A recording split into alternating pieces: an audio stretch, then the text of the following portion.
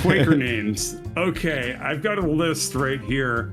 I'm just gonna shout out a couple that seem great.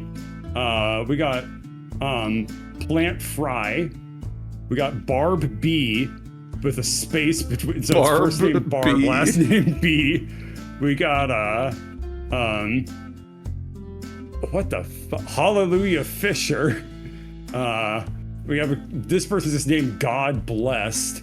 This person's named Revolution Six Smith. Oh, this person's named Isabel Buttery. Yep. What is the context for this list? It's just somebody tweeted, my thesis is done, submission is near. It's time to share the more than 90 wildest early Quaker names I found. Like a historian. We got some. Do Quakers pick their own names or something? What's the relevance of the list? I don't get it. It's just Quaker names are like kind of off the wall. This one character. Wow, this one person's name is just Jesus Christ. That's kind of badass. Susanna Poop. Okay, there's like 100 on here. I'll send it. I'll post a comment when this goes up. Oh, this person's name is Love Beer. Oh, we're friends. Anyway. We're friends. Handshake. Joseph stands with you for a moment in the porch. In the porch of the meeting hall, looking off into the town. What are you thinking? Well, we know now that these folks ain't gonna put up much of a fight. Maybe some of them, but... And there's definitely gold here, somewhere. Joseph had no real emotions playing across his face, but he was standing much more still than you had seen him before. Like he was trying not to breathe. Come on, we got more people to talk to. He exhaled sharply, the feathers on his beak next to his nose holes fluttering. Yeah. He walked past the houses and people like before, but didn't feel like waving back. Uh-huh. Are we the baddies? Maybe. The dry desert air is warm in your lungs. Blazing afternoon sun bakes the ground beneath you as you walk near the edge of town again. Your throat feels tight, feet sore. There's a gentle pounding of blood in your head, accompanied by a familiar piercing ache. Everything seems hazier than it usually is. Thoughts are swimming. You're fine. Just keep walking. You almost bump into Joseph as he stops short, looking around again, searching for anything you might have missed. You look as well, but the sun seems too bright somehow.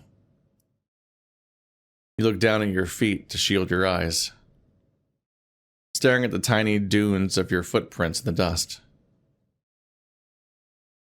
All right, so where to now? I think there's only one place of interest left. You heard what he said, but it didn't quite stick with you. Yeah, sure. Should we get going there then? Again, hearing, but nothing stays. Your thoughts feel like just caught fish wriggling from your hand. Mood.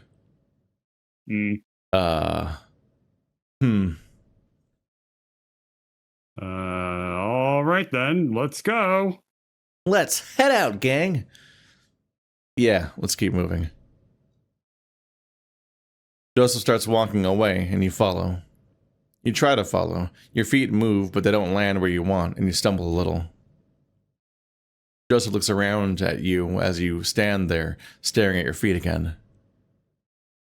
Hey, what's the matter, partner? Huh? I feel a little dizzy. You doing all right? Didn't say anything. He placed his hands on your shoulders and twisted you to face him, looking down into your face. Yeah, you're looking a little sick there. Let's go sit down a spell.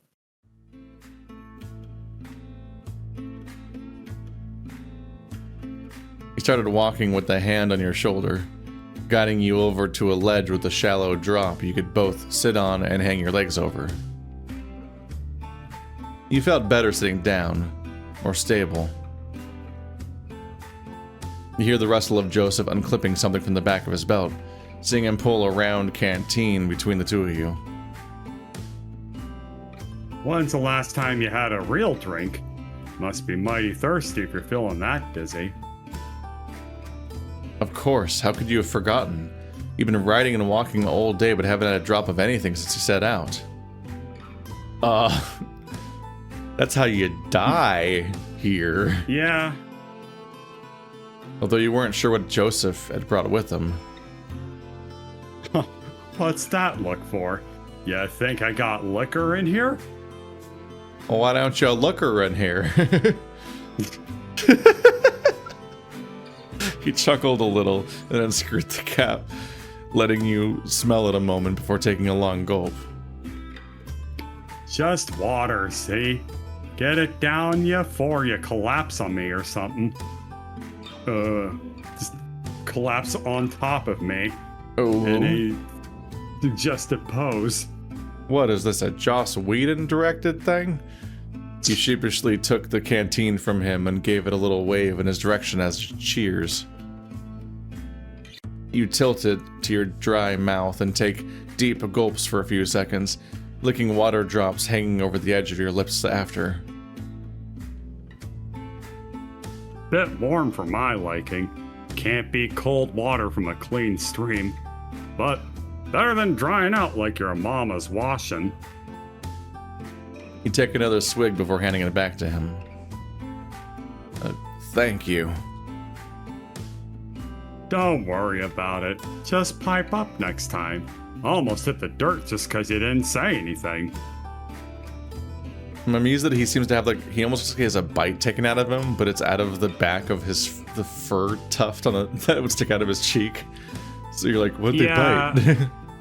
I'm not too sure. I thought it was like an ear for a while, but it does seem more like the cheek floof. Yeah. Sorry, it was just, we have a job here. Didn't feel like I could waste time. Pshaw. Sorry. Pshaw. Can't even make time to sit down and drink? You're unlike most I met. Excuse me, you're a bird. It's pushka. I honestly, that literally was the thought that derailed me. Who put a snake in your boots anyway? You gotta slow down a little. Maybe. I mean... what do you do to relax? When you're off the job? Relax? Yeah, you know. Relax. Unwind, take a load off. I know what you mean. The question just caught you off guard a little. You weren't sure how to answer. You'd never given it much thought. What do you do to relax? The gang is always busy with something. Traveling, hiding out, making trouble. Not a lot of time to not do anything. I guess I play cards sometimes. Mostly just solitaire. Respectable.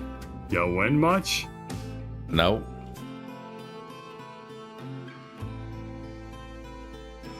Ain't about winning anyway. Just helps to pass the time.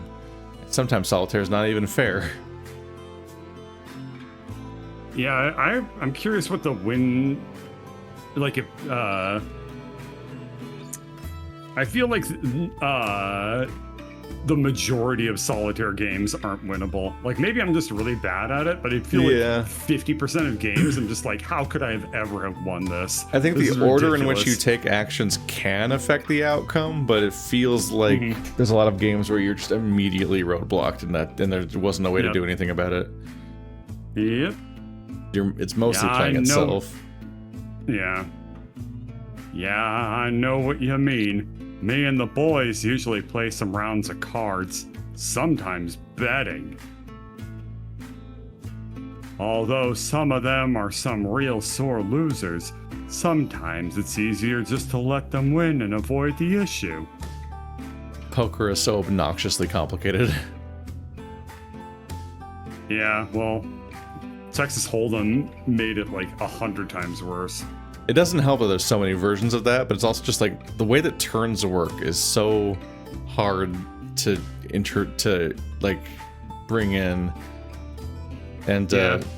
I was at a family get together where they were trying to get me to play poker, and every time I tried to ask them how turns work or what we actually are doing and so on, they kept just resetting and going back to explaining the hands. And I kept saying, no, I know what the hands are, because I play Ballard. So I know the hands and the order that they score in. That's not the hard part. I've successfully learned the hands of poker as a result of Ballard now. I don't know what the fuck you do, though.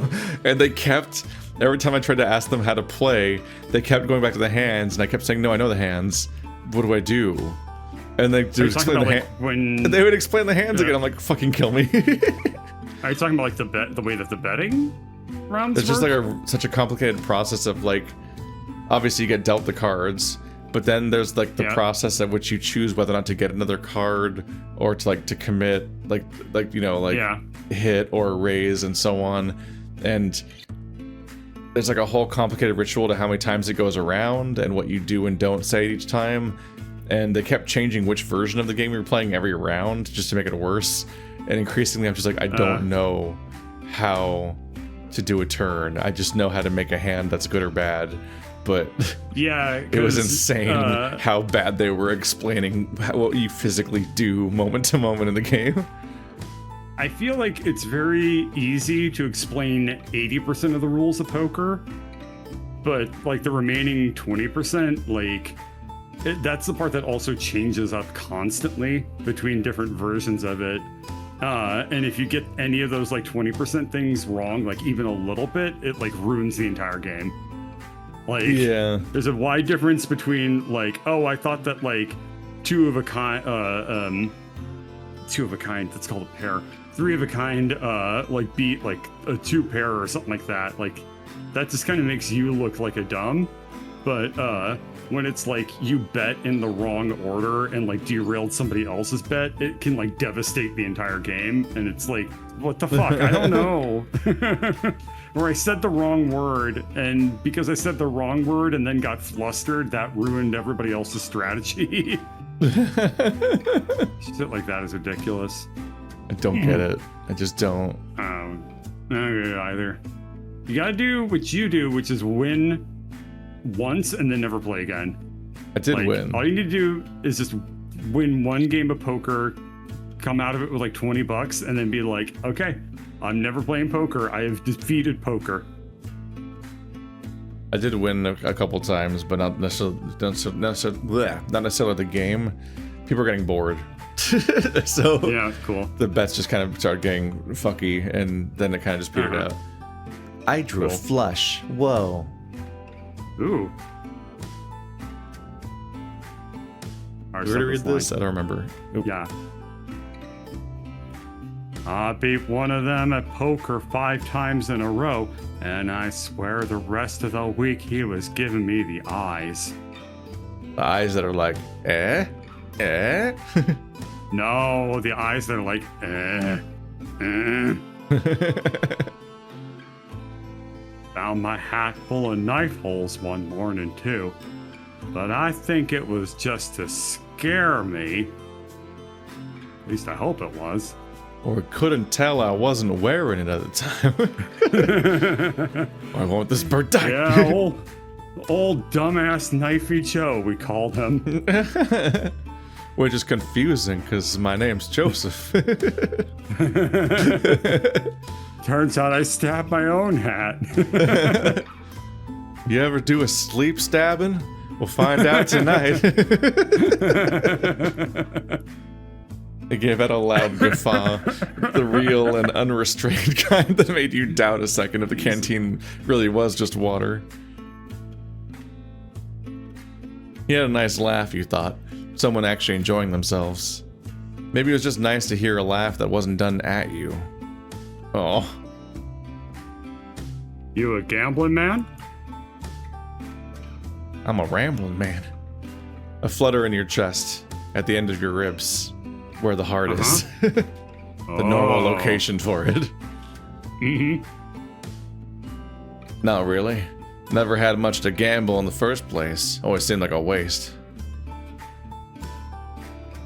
I can respect that restraint. Don't always have to be about money, mind you. When I was younger, me and Papa used to... He stopped for a moment, thinking and scratching his neck, his train of thought slowed by some forgotten memory.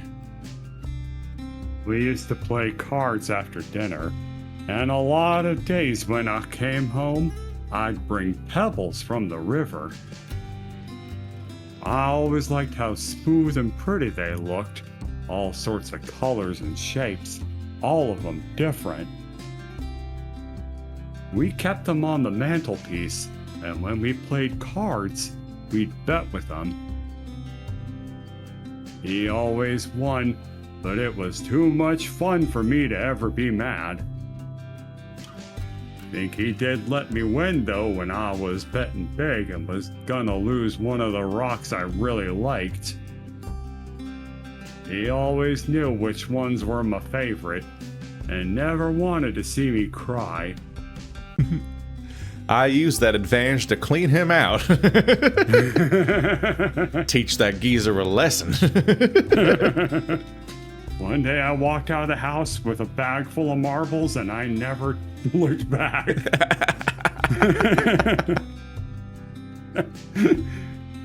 Can't think of any other reason he would have lost to me. Suppose I ought to thank him for teaching me. You weren't sure what to say, so you just gave him a soft smile. Family could be so complicated. You didn't want to say the wrong thing. Oh, you know what? He dug into a pocket and produced a tattered-looking packet in his hand that you recognized to be playing cards. How about some 21? French. 21? You played that before? What did you say? Your mouth got blurry for a minute. The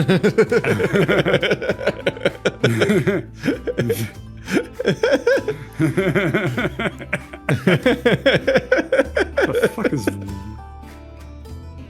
Are you Googling it right now? Oh. It's blackjack. Okay. Why did you say it like French? Before it got named. Okay. I guess so. And we can bet with, these yellow, shiny, gold-colored rocks over here. Pogs. He twisted around himself, looking for anything he could use as a stand-in for betting chips. You saw his eyes settle on a small pile of rocks for a moment, but instead noticed a stray feather, barely holding onto the back of his hand. Strip poker, blackjack. Pluck poker. He plucked it and placed it between you both, twisting how he sat to face you better. We can bet on this feather. We'll do a first to 5. You get it if you win. I keep it if I win. You swiveled yourself around to sit cross-legged and face him. Didn't know you were so desperate to gamble you'd use your own body. Excuse me. Hardy har. Just thought it'd be more interesting than rocks. Ah, well. I thought you were a rock lover, Mr. Rock Collector. Take them on the empty road, your own little rock circus. A regular Barnum. Joseph couldn't help but smile, even through his fake pouting at your teasing. Is Barnum and Bailey that old? Oh, yeah. Jesus. I don't know if, J.H. Barnum has quite the same ring to it, frankly. JH. Yeah, as in Joseph Harrier. My initials. Like the bird. Yeah. Oh, of course. So, do you know how to play 21? Oh, 21. Ah. No. Nope. All right. Rules are simple. I'm the dealer. I deal you 2 cards face up and deal myself 1 face up and 1 face down. Idea is to get as high a number from your cards as you can without going over 21. That's blackjack. Yep. If you go over 21, it's a bust. Same goes for me, but you need to get a higher number than me to win. A draw is called a push. You can hit to get another card or stand to stick with what you have. You can hit as many times as you like as long as you're under 21. After you stand, I flip over my face down card and have to hit as long as it's under 17. If I go bust or my number is lower than yours, you win. If you get 21 exactly, then you don't hit or stand, and I can get a push in that case if I also get 21. I've done a horrible thing to Bird by not just assuming it was regular blackjack. Yeah. Cards are worth what the number says. Base cards like King, Queen, Jack are 10. Where things can get a little confounding is that the ace is worth either 1 or 11. Ace is worth 11 in a hand unless it would be a bust, in which case it's just a 1. Ace can still be an 11 if it would let you win. Okay, so sometimes you split. Oh my god, I hope that they don't. Trying to explain how splits work. So, sometimes you enter a bonus round in the game where you play 2 games at once, but only if you want to. Anyway, it gets a little muddled during games sometimes, but I ain't trying to cheat ya, so don't worry about it too much. Right, let's play. Like I said, first to 5 wins. Oh my god, it's real. Hell yeah. We're actually playing blackjack. 18. That's tough. Yeah, that's a tough one. Probably stand? I feel like you're statistically very unlikely to not bust. Yeah. It's 18 is very rough. It's like probably one of the worst things you could get. Yeah, damn, that's awful. They drew a 20. It's a lion. The king's a lion. The queen's a lion? Cool. Maybe? Lamb? Goat thing? Bull? I don't know. Cow? There's not much to go on. Cow? I don't know. Well, dealer wins. Alright, well, obviously hit. 5. Hit me. 15. Hit. Oh. I was gonna say, I bet we're like. I bet I can bet go this is all fuck programmed for us myself. to lose. Yeah. It's probably a real game. Hit. 16. God damn it. Oh. Stand. Yeah. It's pretty good. I bet they get a 21. I will kill them. Ah, there we go. Got an 18. Oh, they had to stand because they got over 17. Okay. Yep. You got the 9 of clubs and 3 of hit. diamonds. Yep. 18. Oh. They have an 8. Home sweet home. I don't know. If they have an 8, then we probably need to hit. Oh, god damn it. Yeah. Alright, 15. Hit. Yeah. Bust. God damn it. This is really mean. Hit. Hit. 20. Stand. Stand. And they got a 10. 20. Yep.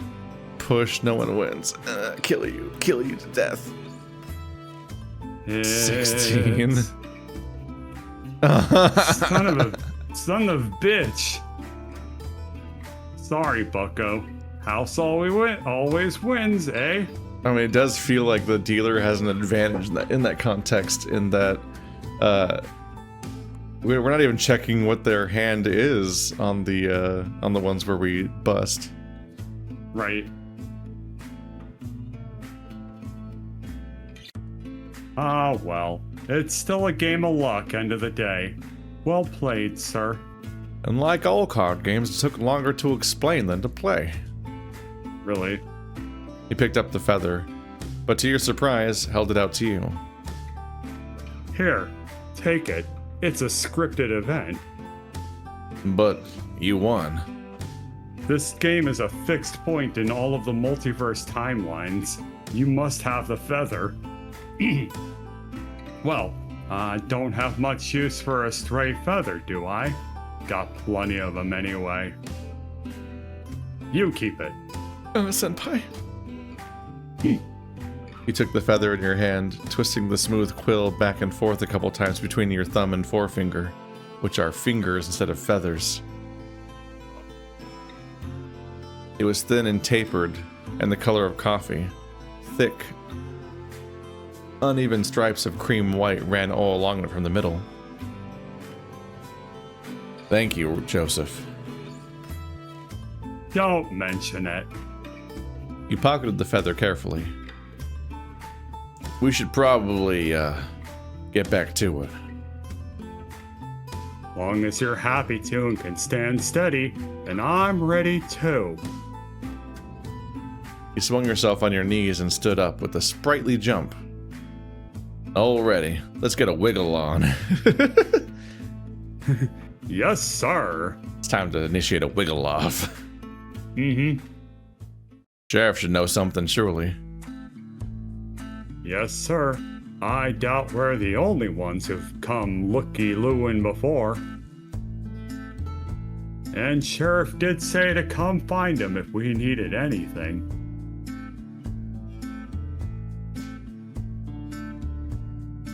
You walked the same direction you saw Sheriff leave. Down toward the closest edge of town, through what might be considered the main street, were this town any bigger. Sheriff's office is modest, one of the smaller buildings in town. A short, square stone block and barred windows and a lopsided wooden door.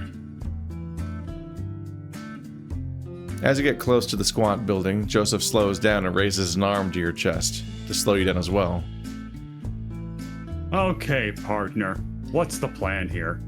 You and I both know Sheriff is going to be the most paranoid, owl-headed son of a gun in this burg. What do you call me? We can't go waltzing in there shooting our mouths off about just anything. Yeah, you're right. All we really need to know is if Sheriff is gonna put up a fight. Somehow I feel like they're not your usual lawmen. You look around, thinking for a bit. Two halves of a tattered sign swing in the wind on chattering chains in front of the building. Nice. It seems it had said Sheriff once, then the edges of it had the remnants of bullet holes, shattered in charred wood. I say, we tell him what's really happening. To call Joseph's face incredulous at that moment would have been an understatement. He scoffed a little out of curiosity, rubbing his chin with a feathered hand and trying to think of what you could mean. He wants to turn on the gangs and defend the town. Yeah, it's not the greatest idea. But it is nice. I hope it works out for them. What are you saying? We admit why we're here? Acknowledge the corn? Acknowledge the corn? It's a bird saying. I don't know. Sort of. I think we can tell Sheriff that there's outlaws coming, and we're worried, like, about the town.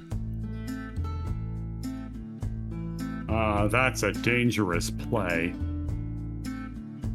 Look, Sheriff is gonna have a good idea why we're snooping around if we don't have a simple, honest reason to throw off the scent. It's easier to lie when there's some truth to it. Joseph rubbed his chin again and sighed. I think so too, but still, I can't help to feel jumpy walking into the lion's den. You knew what he meant. For people like you, a sheriff's office was never where you wanted to wind up. What could go wrong? Oh, there's the rules. Oh, there's no rules. There's no rules. Let's see. You probably need to head out, right? Yeah. Probably seems like a good stopping point. Yep. I should text my mom to say, okay, that I don't need to call her. There's escape to a save menu. It does. I don't know if it was going to make a save menu or if it was just going to exit the game instantly.